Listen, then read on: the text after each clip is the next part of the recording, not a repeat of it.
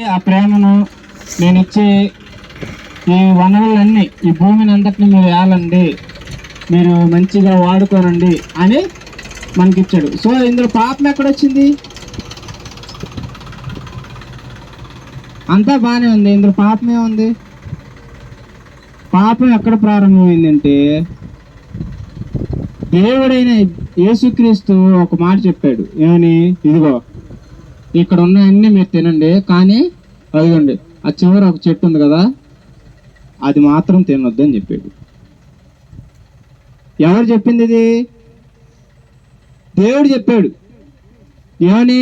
మీరు ఇక్కడ ఉన్నాయన్నీ అనుభవించవచ్చు, కానీ ఇదిగో అది తినకూడదు అని చెప్పాడు ఒకటి. కానీ భార్యగా ఉన్న అవ్వ ఏం చేసిందంటే సాతాను చేత మోసపుచ్చబడింది. ఇది నిజమా? ఇలా మీతో అన్నారంట కదా అని. అవును అంటే, కాదు, మీరు గొప్పవాళ్ళు మంచివాళ్ళు అయిపోతారు అని మభ్య పెడితే ఆమె ఏం చేసిందంటే ఆ పండుని కోసుకొని తింది. ఇప్పుడు పండు తింటాం పాపమా, లేకపోతే మాట వినకపోవడం పాపమా? చెప్పండి. ఆ సిస్టర్ బాగా చెప్పారు. పండులో పాపం లేదు, మనం తినే దాంట్లో పాపం ఉండదు. కానీ చెప్పిన వాడు ఎవరు?